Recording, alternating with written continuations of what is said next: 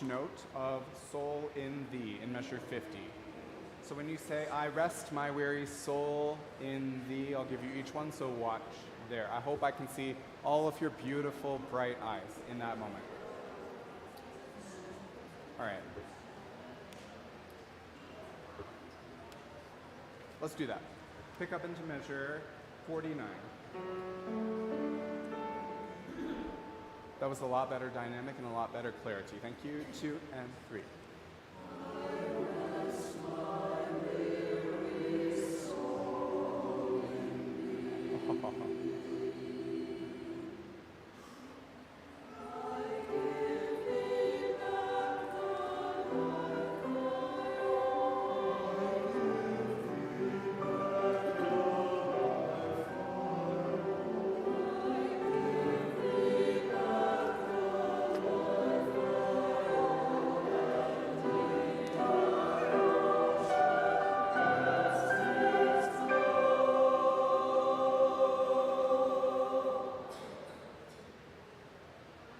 Cool. I think we might have a question about that chord. One, not that one, but just before.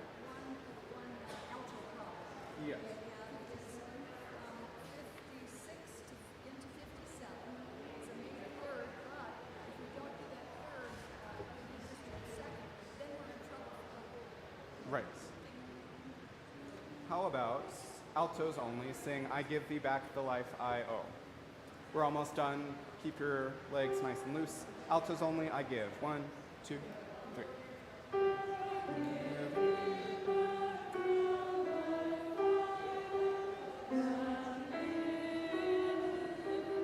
So that. All right, now let's do that and in and keep going. So and in, 2, 3. Oh, hold on. Pick up into 57. 2 and 3. And then it's the same note from there. Nice. All right, I want to do the end. So tenor and bass pick up into 65. Can we work on that a bit? I suppose. Yes.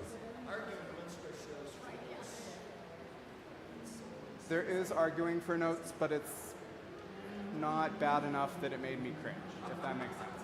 So what I want to do is finish the piece, and then we'll go back to that if there's time. So we need to do tenor bass pick up into 65. 65 with piano accompaniment. 2 and 3.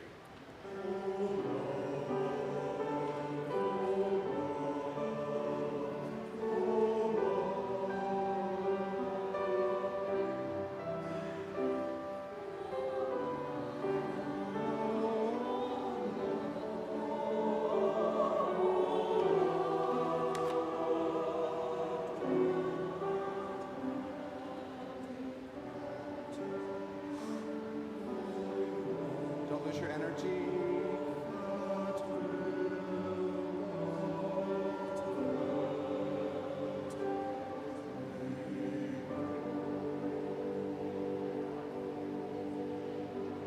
Cool. I might do something. No, I won't do that. I'll be a good conductor there. The word let in measure 676, tenors and basses. If you have to breathe, don't end the word if it doesn't end. So, for example, there's no example. Just let me go. So don't put a T anywhere but on the word me. So it's to me go. All right? Don't forget that. Let's quickly, since there's only like 3 people in here, let's quickly go over what Sky wanted, or what Paul wanted to go over. Where was that? 65, right? That's what I meant. Got it. All right, tenors and basses with parts. 52 into 53. We're almost done. Keep your knees loose. And tenors, basses, 1, 2, 3 with parts.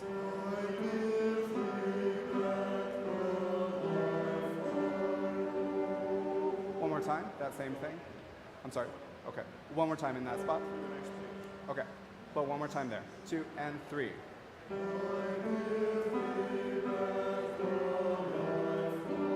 Much better. 1, 2.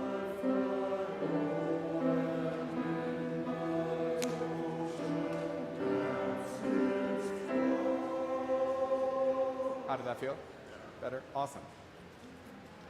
All right, to end on a happy note, let's do everyone in that same spot, and then we'll be done. I'm seeing the people come. Pick up into 53 with piano accompaniments. Last thing we'll do today. And 2 and 3. One more time. Here's your starting pitch.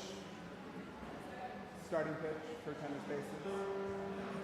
Pick up into 53. Oh, 1, 2, 3.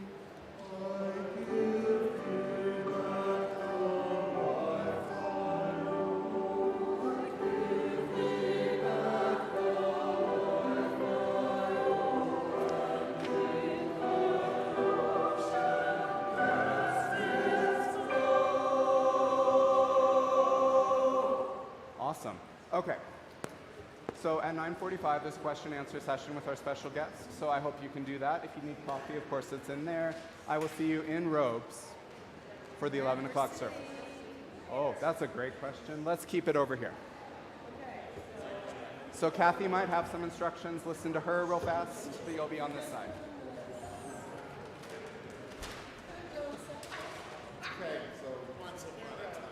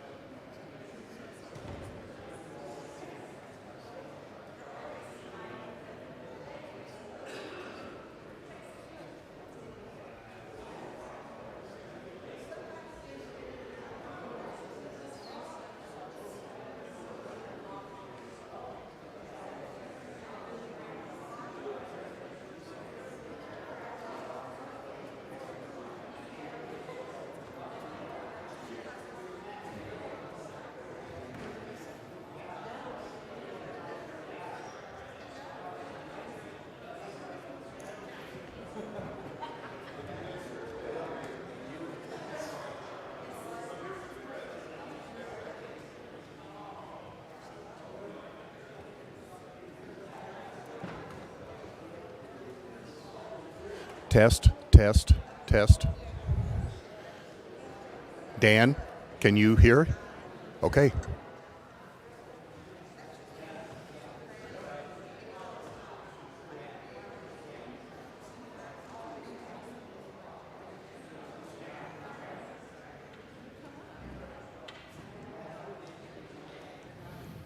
All right. The forum starts at 9:45 and we are at what? 9:50? 50. Yeah. Does anybody want to come to the forum? Grab your coffee, come on in. I don't want you to miss a thing, okay? I'll introduce you to John Dorhauer, my new best friend. Well, that's nice. We made fast friends We did, yesterday. yeah, we had a lot of fun yesterday. So, welcome, welcome. And I'll say a little bit about how you got here because It's a funny story. it is. He is really good friends with Don Longbottom, as you know. And, you know, Don was going to be here until the end of this month, and we were going to celebrate his retirement. And that's why John was going to be here, to celebrate his retirement. And I had a full roast prepared for him. full roast. My biggest disappointment is I don't get to roast him.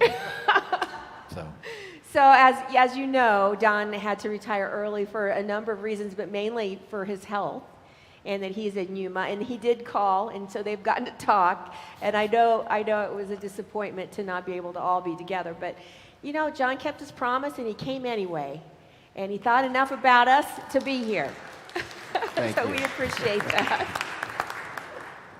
So how many of you know a lot about the UCC Church? If you grew up in UCC or you feel like you could answer questions like, how long have we been on the American soil as a mainline church? Could you answer that? Well, oh, look, we got two. We get two. Look at that. So I told three. So I told John, I said, you know, lots of people come to our congregation from different places, and they kind of have an inkling about what UCC is. So if you could just start, John, and just introduce, and you pretty much gave a lot of information to he's been interviewed this morning by CPR, Dan's the journalist, and so I found out even more stuff about UCC. I mean, he's just a wealth of knowledge, and he's so well spoken. So this is the guy that stands up for us as UCC people, you know, and speaks on behalf of our denomination, and he does an excellent, excellent job. So go ahead and talk to us more about your position, your role. So I have the best job in the world. In 2015, I was elected to serve as the General Minister and President of the United Church of Christ. And to give you an inkling of why I say that, I'm going to talk about something that happened to me 1 month into my tenure. The Pope was visiting America, and a service was being held to honor his arrival at the National Cathedral in Washington, D.C. And I was invited to be a part of that. And I showed up early, and I noticed Sheldon Whitehouse, senior senator from Rhode Island, come in. He was also going to be a part of that. And I saw him, and I thought, I'd love to go meet him. I thought, but I'm sure there are protocols, and I looked, are there Secret Service agents I have to get through, and is there a way I have to address him? And I finally just thought, go over and introduce yourself. So I went over and I shook his hand. I said, Senator Whitehouse, I'm John Dorhauer, General Minister and President of the United Church of Christ. And he said, I know who you are. Turns out he's an active member of his United Church of Christ. And very proudly, and he wanted to brag to me about his pastor. And he confessed he was wondering whether or not it was okay to come over and introduce himself to me. And about an hour later, I'm sitting up on the front of the sanctuary, and literally there's probably 15 of us up there that are all eventually going to speak. And sitting to my right is Sheldon, and to my left is the ambassador to the U.S. from South Africa. Now, I'm only a month on the job, and I'm still sitting there as John Dorhauer. And as my mom asked me 2 weeks ago, I was about to go visit the King of Jordan. She said, John, in your wildest dreams growing up as a child in St. Louis, did you ever imagine? And I said, no. And I'm looking at these two people next to me, and I'm not kidding. I started rehearsing this song in my head. If you ever listen to Sesame Street, you'll know it. And it's one of these things doesn't belong here. And I'm processing that, and right before I get up to speak, this is what hits me. You're not sitting here because you're John Dorhauer. You're sitting here because you're the general minister and president of the United Church of Christ, one of the most powerful agents for social transformation the world has ever known. Amen. And when they write the story of the United Church of Christ, nobody's going to brag about our size. If how you measure your value and worth to the community is how big you are, we are insignificant. But by golly, we were the first religious body on U.S. soil to ordain a black man, a former slave. We were the first to ordain a woman. We were the first to ordain a gay man, a lesbian woman, a transgender. And we were the first to affirm marriage equality. And within a decade of 2005, our act of affirming marriage equality, the entire country became marriage equality positive. Yes, that is worth celebrating. Some call us radical, and I say we're early. I was talking about a month ago to one of our seminary students, gay man, grew up Methodist and received his call to ministry as a Methodist, but as he was in Methodist seminary, he realized that his pathway forward from that point was going to be inhibited because he was gay. He would be ordained, but he would not be fully accepted because of his sexual orientation. And a friend of his said, why don't you try out the United Church of Christ? And that's exactly what he did, and he's now a member in discernment in the United Church of Christ. And as I was speaking to him, he referenced the conversation he had had maybe 2 weeks earlier with another friend of his who works in the communication office for the United Methodist Church. And when he told her that he was now UCC, she said, oh, now this works in their marketing department. We just follow the social media pages of the United Church of Christ and then find a wishy-washier way to say what they're saying.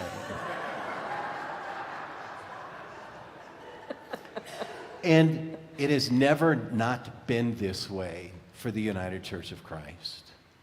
We were abolitionists long before it was safe or popular to be so. We fought for suffragist rights. We fought for civil rights. We fought for labor rights. We fought for housing rights. We fought for broad communication rights and protected. I was telling this story yesterday. Everett Parker was the director of communications for the United Church of Christ when, I don't know the exact year, mid-1960s, he fought the Supreme Court to make sure that narrow band radio stations were not swallowed up by large conglomerates so that the voice of the margins in our communities could be heard on the airwaves. This is who we are. It is who we always have been. And what I want you to hear is the United Church of Christ, in spite of those who accuse us otherwise, holds these positions not in spite of our traditions or what Scripture says, but because of them. We are fully faithful to our tradition and Scripture, and you're going to hear more about that in my sermon, in every one of these positions that we hold. And we are known around the world for this. And on behalf of the United Church of Christ, this is why I say I have the best job in the world, because I get to represent you all over the world. I have been deep into the jungles in the Andes Mountains. I have been to the shoreline of Lampedusa, south of Sicily, meeting refugees from Africa. I have been in a small Bangladeshi village. I have been in a Syrian refugee, or a Jordanian refugee camp for Syrian refugees, a kilometer from the Syrian border. And in every one of those places, I heard testimony about the difference the United Church of Christ has made in their lives. Cool. That's amazing. I have the best job in the world. Well, you are about to retire, though, from that position. And we're going to miss you. But they're searching for a new position, new person for that position. But there's some really amazing things that you've been a part of in the last 8 years. You've done some structural changes. You've done some important redoing of the way that we do church. And I just thought maybe you might be able to highlight some of the changes that have been happening, and then some hopes and dreams that you have for the UCC in the future. Okay. Structurally, in 2015, at the synod at which I was elected, there was a proposal to unify the offices of the national setting. A little bit of background here. We formed in 1957 from 4 denominations. And it wasn't until 4 years later in 1961 that those 4 denominations had a single general minister and president. Each of the merging bodies for those 4 years kept their president. And each of those denominations had mission agencies, had evangelism departments, had curriculum writing agencies, and shortly after the merger, all of those formed the 12 instrumentalities that oversaw the governing life of this denomination. Pension boards, insurance board, board for homeland ministries, board for world ministries, the Office for Church and Society. We can go on and on. In 1957, the denominations came together, but our governing bodies didn't. In 1961, we got a single president, but we still had 12 separately operating instrumentalities. They each elected their own officers. They each had their own governing boards. They each employed their own workforces. And that was true until around 1991, when we restructured and formed what we called the Collegium. The Collegium took the offices of the national setting and those 12 instrumentalities and formed 4 corporations that we would today recognize as Justice and Witness Ministries, local church ministries, wider church ministries, and the office of General Minister and President. And according to the Constitution, each of the officers elected to serve over those 4 corporations formed the Collegium of Officers, equal in power and authority, and each overseeing separate entities within the life of the United Church of Christ. So we went from 12 to 4, and the Constitution read that within that collegium, the general minister and president is the first among equals. And nobody had any idea what that meant. And so, in order to move the work of unifying these bodies even further, in 2015, a proposal was brought to General Synod that would place the general minister and president as the executive over the entire operation. And there was some opposition to that. And in 2015, the delegates at Synod voted. And if you listen to the debate, they voted no. They voted it down. But if you listen to the debate, what they said is, you did this without talking to us. And you all know, in the United Church of Christ, when something feels like it comes down from the top, whether it's right or wrong, the body is going to say no. In the board meeting following that general, and I'll just say, this is kind of a funny personal moment. When I was being interviewed for this position, my first question to them was, what job am I interviewing for? And they were a little upset about that. And one of them even said, you didn't read the job description? Well, it's the most important interview of my life. I think I read the job description. What I said was, are you telling me that this is going to pass at Synod? And they said, of course it is.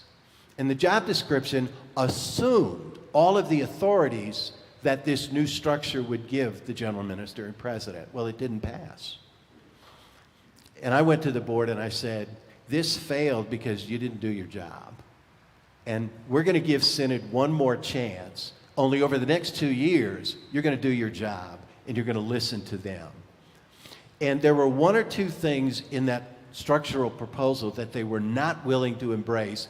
One of them authorized not only the general minister and president to oversee the operations, but to name the other officers. And General Synod said, no, you're not going to do that. So we listened, we heard that, we wrote into the new structure that Synod would also elect the associate general ministers. We went back in 2017 and they overwhelmingly passed that. And that's the last structural change, in essence giving the general minister and president the oversight of all of the operations of the United Church of Christ. So that's one of the, a second change. There are three cultural changes that I have been working now for my 7 years to shift in the national setting of the United Church of Christ.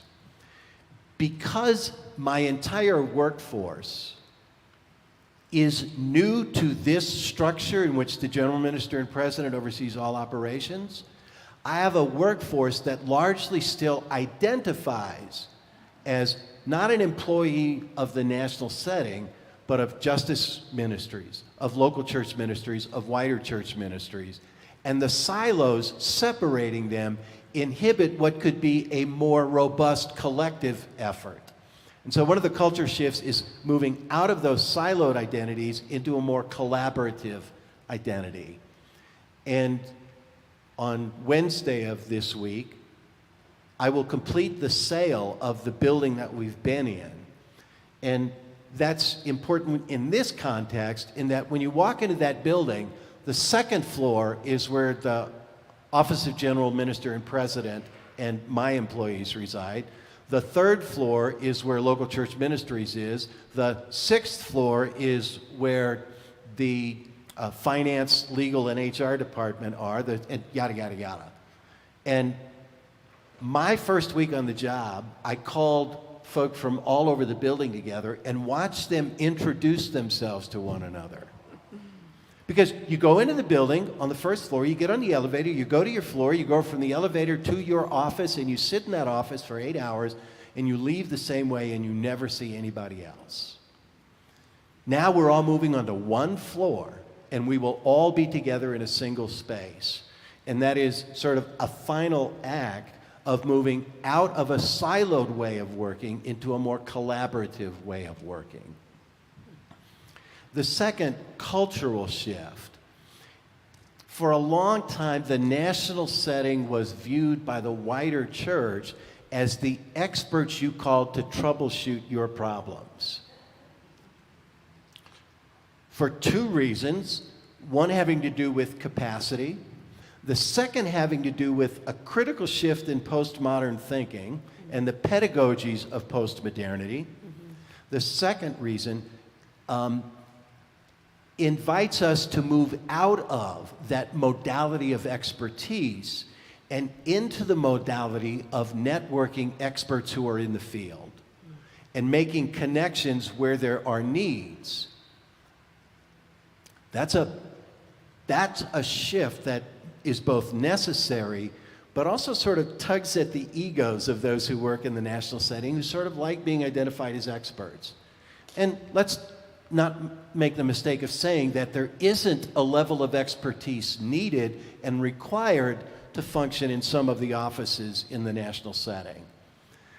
But they cannot, in the new paradigm, see their primary role as the role of expert that you require to do your work.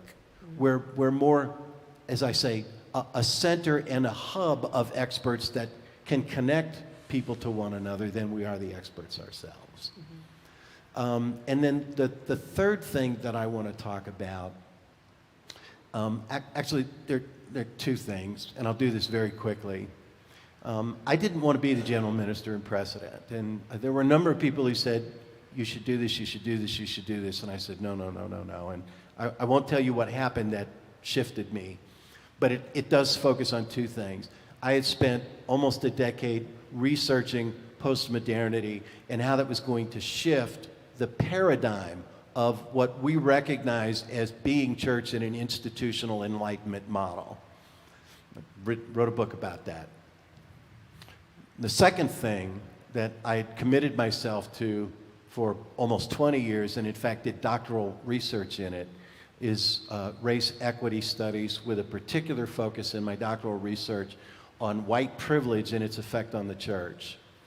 And I am persuaded that the extent to which America as a culture and Christianity within America, the extent to which we continue to center on whiteness is the extent to which we become utterly irrelevant within a generation.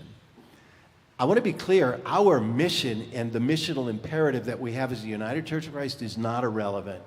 But if we sacrifice our relevancy on the altar of whiteness, we will do the world a disservice, and we deserve to be irrelevant. And so I had done deep research on that, and I was persuaded that the church needed somebody who could lead the institution into the age of postmodernity and wrestle with its white privilege in order to maintain our relevancy missionally in a world. Again, as I travel around the world, I bear witness to it. What we do matters and makes a difference, and we can't lose that. So those are the other two things that I've focused on through my tenure as the general minister and president. So what are your hopes for the church of the future? I have a few hopes for the church of the future. One is that we do the hard work of recognizing the manifestations and impact of our white privilege. And that's the work of the white community and the white church. And we can do this. To that end, we have in the national setting written 3 curricula that it allows churches to engage in deep, meaningful, safe, yet bold conversation about anti-racism work and recognizing the manifestations and impact of privilege and overcoming that. I have a hope that, and I'll reference now my shameless promotion, the book that I wrote. The title is Beyond Resistance. The subtitle is The Institutional Church Meets the Postmodern World. And Phyllis Tickle, who is a church historian before she died, gave her life both to saying to the church something important is happening that you cannot ignore, and then reminding the church that this is only like the 4th or 5th time it's happened. In other words, we've been through this before. And we have the luxury of looking back upon our history at what happened when momentous paradigmatic shifts like the one we're living through took place, the most recent being the Reformation. And the church, following the impulse of the Holy Spirit that was calling them to become relevant in a world that had shifted after the printing press and a few other things, Galileo discovering that we're not the center of the universe, if our theology and our practice of ministry didn't shift and accommodate these cultural forces, we would become irrelevant. And so the Reformation was the church wrestling with a paradigm shift. And it didn't wrestle well with that because over the next 150 years, the entire European continent would go to war over this. And those battles would be brought onto these shores. And that's part of our history. And what Phyllis pointed out is, even though we would eventually come to see that the Spirit was requiring this of us, we resisted it every step of the way. And my hope for the church is, as the title suggests, we get beyond that resistance. In order to write that book, I took a sabbatical and absented myself from the church as we know it for 4 months and went around and visited what, for lack of a better term, I'll identify as postmodern worshiping communities, which the institution was already positioning itself to look upon with disdain and to see as a threat to our future health and vitality. And I just had to know, is this an authentic articulation of the gospel? And in their presence, do I experience the sacred? And if I could answer yes to both of those, then the call to the church as we know it would be to move beyond our resistance to this and see it not as a threat, but as the hope of extending the relevance of the proclamation of our gospel into future generations. And that's another hope that I have for the church. So now you got me curious. What were those services like? You can't imagine the variety. My favorite story, there was a woman, 30-something, 3 children, grew up in a very strict fundamentalist church, and went away to college and had an awakening. But the awakening cost her her psychic, emotional, and spiritual health. She had 3 breakdowns, nervous breakdowns, suffered because as she began to see the teachings of her very fundamentalist, conservative religious background as something she couldn't embrace, she kept hearing the voice that without that she's going to hell. And the fear of that shut her down emotionally and psychically and spiritually. And it got to the point where she couldn't walk into a church without being traumatized. So she left. And then she began to realize she still had a hunger, a spiritual hunger that needed to be fed. And all she did was begin to invite others whom she met along the way who had similar experiences into her living room on Sunday. And before long, there were 40 people gathering every Sunday in her living room. And I went and experienced worship with them. I call it worship. That's our language. That wouldn't be their language. And my favorite part of that cohort were the 2 atheists who gathered every Sunday. And I said, "What are you doing here?" And they said, "We don't believe this God stuff, this gospel stuff, but we experience something here that we know we are incomplete without and that we don't get anywhere else." And when the lesbian couple that had been a part of that cohort came with their adopted daughter and asked this pastor to baptize their daughter, she had a bit of a crisis. She said to herself, "I have no authorization. I'm not ordained. I have no training. I'd have no idea what to do if they gave me that baby and asked me to baptize it. And who would recognize it?" But she said, "These people clearly recognize me as their spiritual guide and leader. And I can't walk away from the responsibility that I've been given and that I've accepted." And so she decided to do the baptism. And about a dozen of their cohort showed up at a yoga studio on a Sunday afternoon with a baptismal font. The couple walked in with their baby, and one of them was holding the baby, the other was holding a statue of Buddha, and said, "I hope you don't mind." And of course nobody minded. So without knowing at all what she was doing, the baptismal font with the Buddha seated right in front of us and 2 atheists and lesbian couple, she took that baby in her arms and baptized her. And I've told this story a 1,000 times, and I always ask, who in the room would argue that that baptism was not authentic? And that's the postmodern church. I interviewed a 30-something young man in Salt Lake City who, when we agreed to meet in the restaurant, and I said, "How will I know it's you?" He said, "I'll be the hipster that walks in." And he walked in, and I went, "There he is." And he gathered together a group. He was paid by a Presbyterian church in Salt Lake City to just create this postmodern community of worship. and they gathered on Sunday evenings in that sanctuary. None of those people became members of that Presbyterian church, but that was their gift to the emerging church. And there was nothing structured about what they did. And then the final description, Ken Mcintosh, I hired in the Southwest Conference as our church growth specialist. And he was a religion professor at Northern Arizona University in Flagstaff. He was a part-time pastor at First Congregational Church in Flagstaff. And he was the spiritual guide to a group called Forest Church. And he would post on his Facebook page on Saturday at 5 o'clock, we're going to gather at this trailhead.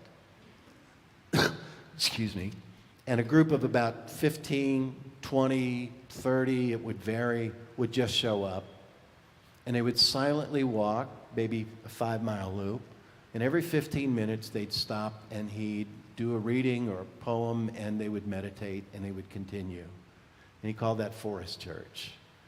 There are so many pathways opening up to spiritual fulfillment and enrichment.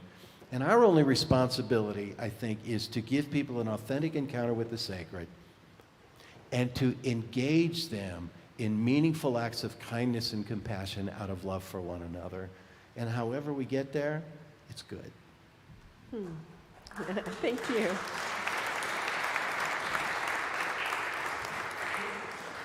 What's our time look like? It's 10:22. I don't know when we're supposed to end, so.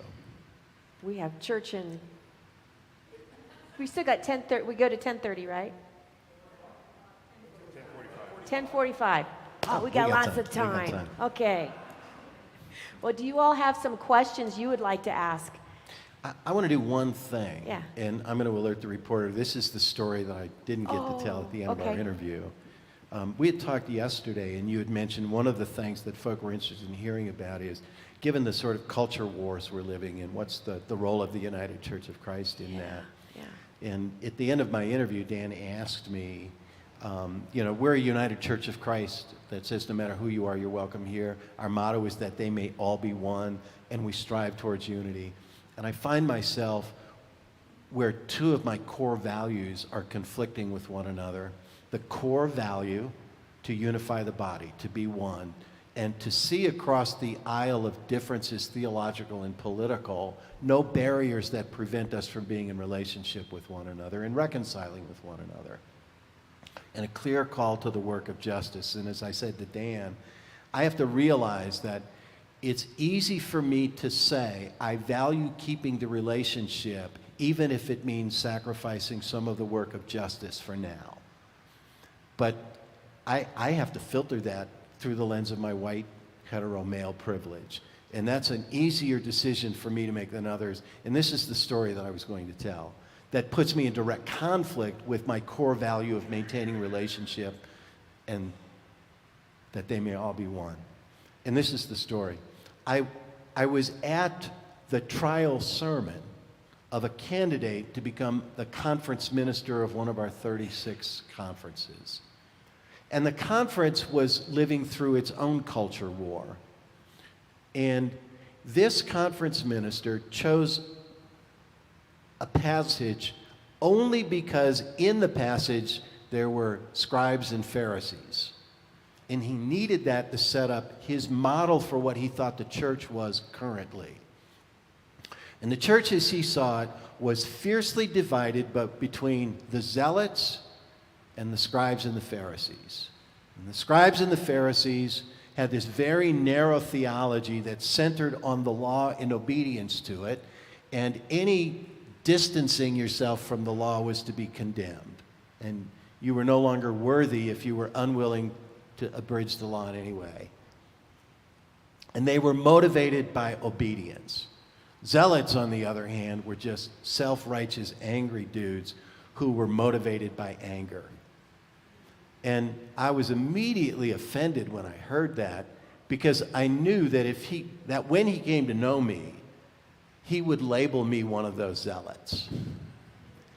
And the sermon, his trial sermon, was his saying to this community that had, in his perception, been beaten up on both sides by the zealots and the Pharisees. I'm here to protect you from them.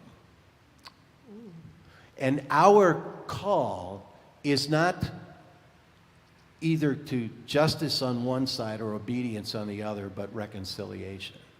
That was his call. And when he finished, Jay Edwards, a pastor whom I ordained, and a gay man, and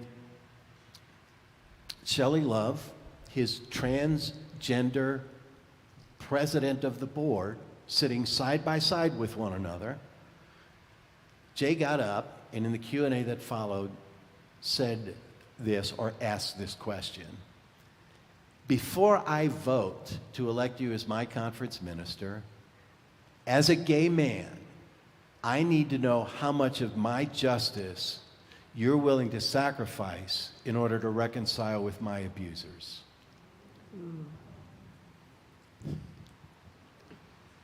Dan, that's the challenge. As a white man, I can say, I'm going to reconcile with those who abuse people of color, those who abuse gay men, lesbian women, transgender individuals, those who refuse to see women as moral agents who can make own decisions about their bodies. I can say it's better to sacrifice some of your justice right now in order for me to reconcile with your abusers.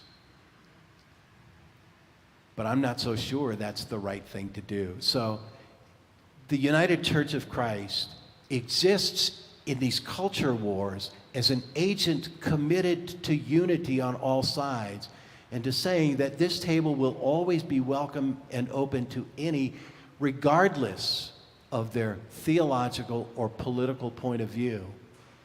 But what does it mean when, in saying that, I allow a rabid homophobe or racist or misogynist to come side by side to this table with those who have spent their life traumatized by people like that?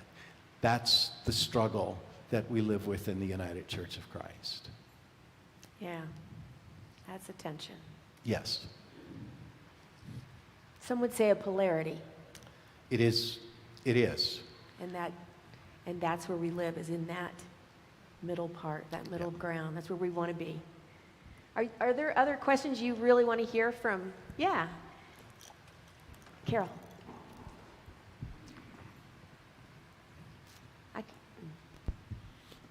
Dr. Dorhauer, I would like you to talk about the UCC involvement with the indigenous people, the Native Americans in our country.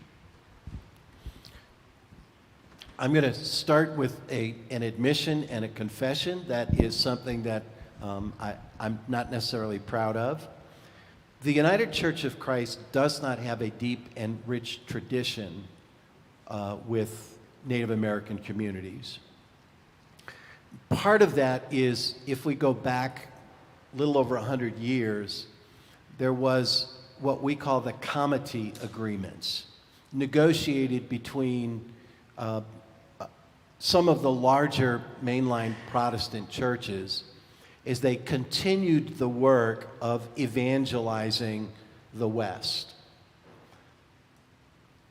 And in order not to step on each other's toes in doing that and create a literal or metaphorical battlefield, they wrote what they call the comity agreements.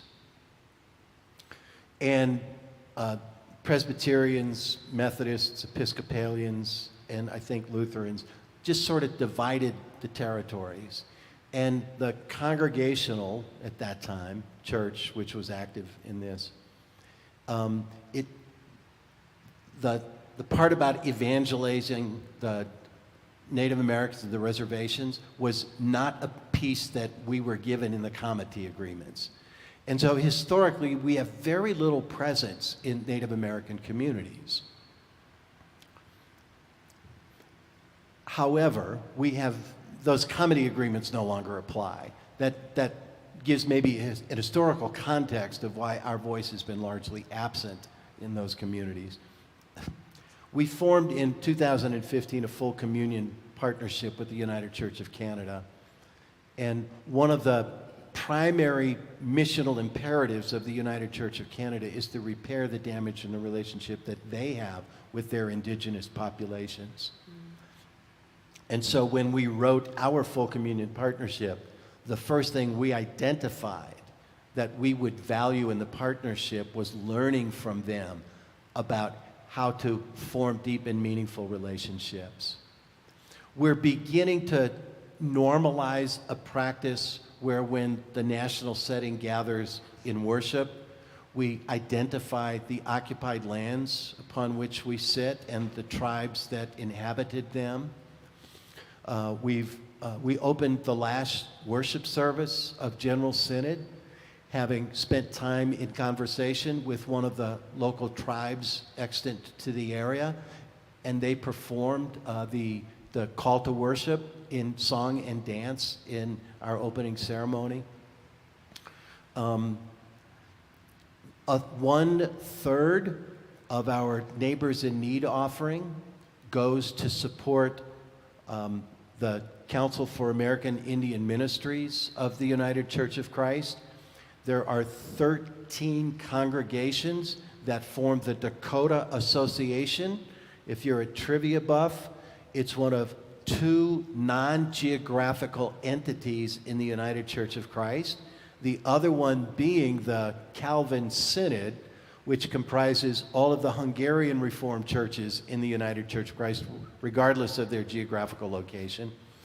Those 13 churches of the Dakota Association are Native American communities of faith, and 1/3 of our Neighbors in Need offering goes to support and fund those churches and their clergy. And I would hope that my successor 8 years from now will be able to speak more at length about our ongoing commitments to be at peace and at one with indigenous populations in America. There might be some advantage to not having that history. Well, Because you don't have to undo all those things of evangelism. And I just read a 137-page document last week that tells the story of those Native American schools built by Christian denominations across the U.S. And A, it was horrifying, and B, in a very selfish way, it was gratifying to know that we really had little hand in that. yeah, However, that does not mean there is not blood on our hands yeah, for other reasons, but yeah. yeah. Are there others? Yeah. And I think Bill.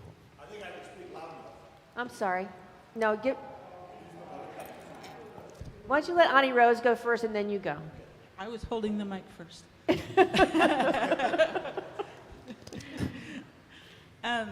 So I appreciate everything you've been saying about the paradigm shifts and the postmodern spirit calling. It gives me a little bit of hope that I have needed in my own discernment around ministry, so I appreciate that.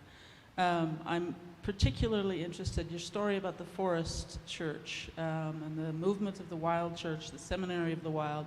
All of those things are growing. So part of the spirit of postmodern church is around climate change, climate refugees, climate justice that affects the marginalized the most. Yes. And our white privileged church that has played a huge part in why we're so distant from the natural world. So Yeah. my question, because I just assume that that's the truth, that's one of the spirit things, the direction we're going. My question is there history in the UCC Church where we have always been involved in that kind of work? Yes. Awesome. And let me give you some specific examples. Yeah, and I'll ask you more. If we're citing firsts, one of my closest friends is Jim Antal. Jim Antal retired from conference ministry about 6 years ago, and I named him the ambassador to the general minister and president for climate justice. Last year, the United Church of Christ was recognized by Eco America as they were given their annual award for commitments to eco-justice. In 2013, Jim Antal authored a resolution that made the United Church of Christ the first religious body in the world to call for divestment from fossil fuels, giving us until 2023 to be completely divested from fossil fuels. And I am working very closely now with a task force that Jim Antal has put together to ensure that we will be able to report at General Synod either that we are now 100% fossil fuel free, we're probably close to 92, 93, we're looking into that, or this is the pathway to our achieving that by this date. We have been present from day one at the, oh gosh, why am I not remembering the protest site for the Keystone Pipeline on the Dakota Plains. We hire, and this is literally putting where your money where your mouth is, we've created an office in the national setting for environmental justice. Brooks Barrett is our Minister for Environmental Justice, and it's his job not just to be aware of what we can all do as advocates and activists for climate justice, but it's his job to mobilize leaders from congregations across the life of this denomination to exercise and leverage the full agency of the United Church of Christ for this. I have been saying since taking my, and even before that, but using the bully pulpit of my office to say, we either resolve this justice issue or it will resolve all justice issues for us. As Jim Antal, he states it this way: climate justice is now the missional imperative of the church. And if we cannot articulate a pathway to hope, then there's no reason for the church to exist anymore. So, Yeah. it's deep in our bones. Mm-hmm. It crosses everything. Yes.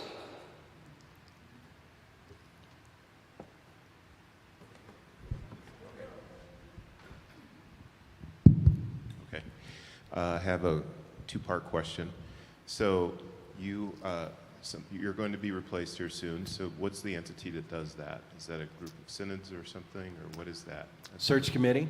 They were formed in March at the meeting of the board of directors, and they have been meeting extensively. Timeline will look something like in September of this year, a job description will circulate, and over about 6 to 8 weeks, applications will be received. Initial candidates will be interviewed sometime in December. Final interviews will take place sometime in January. A candidate will be announced in February. That candidate will go before the board of directors in March, and in June of next year, General Synod, they will be elected. So with that, the search document that goes out that people read, do you have much influence on that? None. Okay. No influence. And so in that respect, your hope for, or certainly your efforts to try to get people this awareness about sort of white worship, whiteness, do you think that that's going to continue after you leave or not? Like, is that part of what they're looking for in the next person? Yes, and let me say now a little bit more, Bill, about some of the work that the denomination has done to ensure that that will remain a part of our shared life and will be an expectation for my successor. At General Synod last year, we shifted our collective missional focus out of a campaign that we had been calling Three Great Loves to one that we're now calling Join the Movement. Join the Movement was authored by and is now being coordinated by, as a commissional campaign of the United Church of Christ, Dr. Velda Love, our Director for Racial Justice Ministries in the national setting. And it is a clear call to the United Church of Christ to exercise its full agency as an anti-racist body. The board has directed the national setting to hire a consulting firm whose sole responsibility is to do a thorough forensic analysis of the United Church of Christ in its national setting, our historic documents, our current governing documents, our employment practices, our demographics, et cetera, to determine the extent that we continue to manifest the centering of whiteness in the articulation of our being with one another. We've gone through the initial phase. The board has called for a second phase of forensic investigation with direct recommendations to come to the board for specific actions to overcome that centering of whiteness and to live more fully into our call to be an anti-racist body. There is no question in my mind that the job description will require my successor to have competencies to lead this denomination in its commitments to anti-racist work. I want to go back to this fascinating stories you were telling about about the Forest Church. Yes? About the meeting in the house and Yep. the Buddha at the baptism and all of Yeah. that. I know people who have left this church in search of that, I'll call it an alternative spiritual path. Sure. So here we sit in a historic church. I hear what you're saying, that this church here needs to embrace that path and support that, or not be contradictory to it. But there is a threat to the established church, for better or for worse, that these alternative paths become alternative substitutes for being here rather than a complement to it. So what is your advice to, look around historic churches as to how we reconcile those two things? I'm not talking about reconciling with abusers, but reconciling or embracing multiple spiritual paths in a space like this. There are a few things that I'll say, and that's a question that we can unpack over a couple of days together. But a couple of things. One is, keep doing what you're doing here, and keep doing it well, because you're meeting the needs of quite a few whose spiritual pathways require what you offer here. And it would be a huge mistake for you to try to persuade them that they're going to be better off adopting this alternative pathway. They'd stop coming, and they would find no fulfillment in that. And my guess is that as the years and the generations roll by, there will always be a need for this as an articulation of one's spiritual pathway.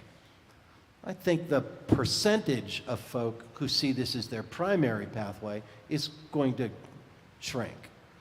That's just inevitable. So as long as there are folk like you for whom this matters and this is how you encounter your sacred, then you are obligated not only to do this, but to do this to the best of your ability to meet those needs.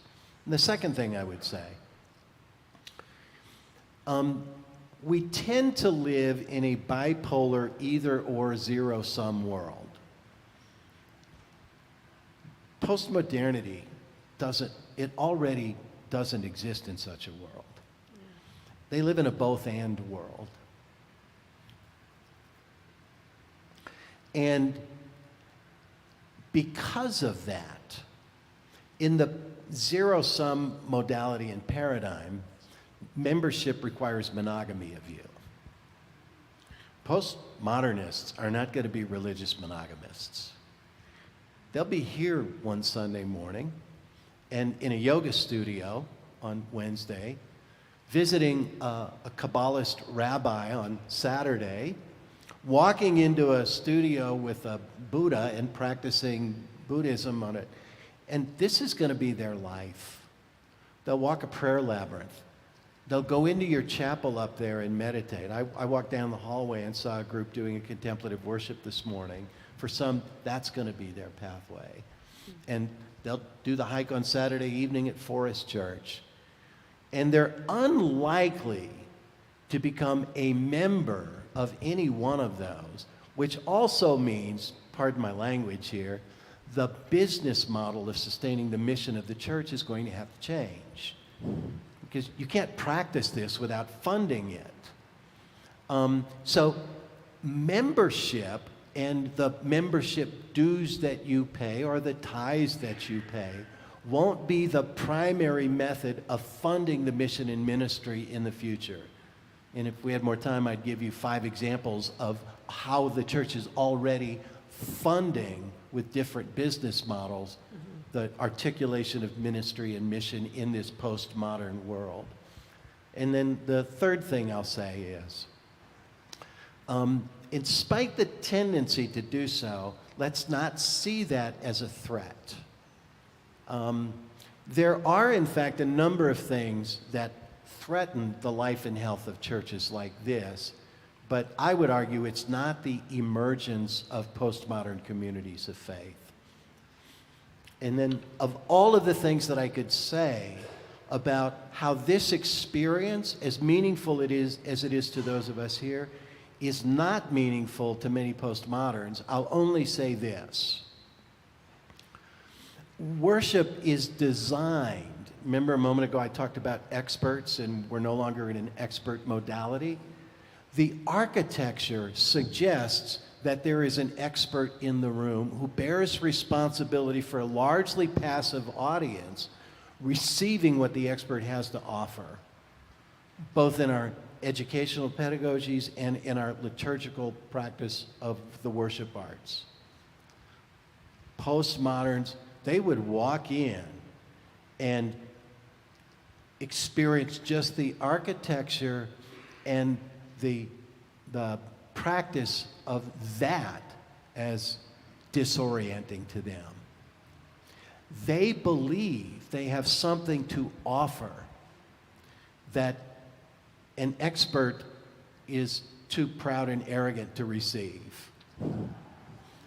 And if you don't recognize and honor the contributions that they have and are willing to make, they don't feel like you've included or welcomed them. And that's not, we'd need way too much time to unpack how and why that unfolded as a cultural norm, but it is what it is, and we ignore that at our peril. So I was at a, I'm sorry, I'll get you, Jim. I was at a, She's been waiting back there. oh, okay. Is it a quarter till? I just She's wanted- been waiting, but okay. we have to at least let her ask her question before we move on. Lisa, Yes. yeah, You've been waiting patiently. okay. It's a big question, though, and I want to honor time. You talked about changing culture, and so I would just ask, how does one go about changing cultures? And where I'm coming from, just to give you maybe a foothold in, I'm trying to decide. I think in America, we've gotten into a culture where guns are okay, or we're addicted to them, or something like that. Yeah. And so these missions of passing, this law or closing that school door, I think that's tactical, and I think we got to look strategic. How does one change a culture? I think we changed our culture about guns about 20 years ago. So actually, the culture began to change at the birth of the 20th century. I'm just going to name a few things that happened globally that affected every human on the planet in the 20th century. In 1909 or 1910 in Edinburgh, Scotland, the ecumenical movement was birthed, which recognized that this impulse to divide ourselves ideologically is going to tear us apart. And it created an impulse for the good and to call the world into unity with one another. The First World War. The First World War shook the roots of the globe, and we began to see a militarization of technology that shattered our expectations about what war could do to human beings and cities and cultures. But that was just a prelude for what was coming in the Second World War, when 2 atomic bombs fell on Hiroshima and Nagasaki. In that single moment, the entire psychic health of the planet shifted. Because we were the first humans on the planet in 4 billion years of evolution to live with the dawning reality that we had just created the capacity to end life on the planet as we know it and demonstrated the willingness to do it. And any of you that were school children in the 1950s, and like our children today are being taught about gunfire, you were taught how to survive a nuclear holocaust. When we look back at what you were told to do, it was utterly ridiculous, but it doesn't matter. The cultural shift psychically affected every human on the planet. And then we woke up a generation later and realized that we were not just with the threat of nuclear annihilation, but with the utter disregard for the environment. We had opened up a hole in the ozone layer that was dawning on us was going to affect the health of this planet in irreversible and irreparable ways. Now, institutions don't just form, and they don't take the shape they do accidentally. They do in response to the collective impact of things beyond the control of the human community. And what we saw over the latter half of the 20th century was the deconstruction of institutions that were birthed before that psychic shift and had to respond. And a part of that was an institutional church. And I know we're running out of time, so I'll try to do this quickly. I wrote my master's thesis comparing the theology of Théodore de Chardin and Albert Camus. Two Frenchmen, one a theologian, the other a philosopher/author. And the reason they were important is one of them preceded the Second World War, and the other followed the Second World War. And they both reflected the cultural, global mores of their time. Chardin really being the last Enlightenment philosopher who believed theologically that the world had always been evolving to some utopian Edenic existence, and that the development of scientific knowledge and technological sophistication only made our entry into that utopia all the closer. And it was a very optimistic, positive, both worldview and extended view of the future. And then the atomic bombs fell, Second World War, the ozone hole opened up, the Vietnam War, and Albert Camus became one of the first existentialist authors who believed about the future, we're done. And nothing scientifically or rationally, the Enlightenment was all about rational thought, could do anything to alter the landscape of a future in which we're all doomed. And so an institution like the church, birthed in the Enlightenment, and that's what we are, is now in this deconstructed era of postmodernity seen largely as irrelevant, not because our faith is irrelevant or our mission doesn't matter, but because the norms and expectations that we've adapted that were birthed in a culture of enlightenment no longer make sense in a postmodern world. We'd have to take hours to unpack all of that. And the last thing I'll say about how do you shift culture, I'll just say this broadly because you mentioned guns and violence.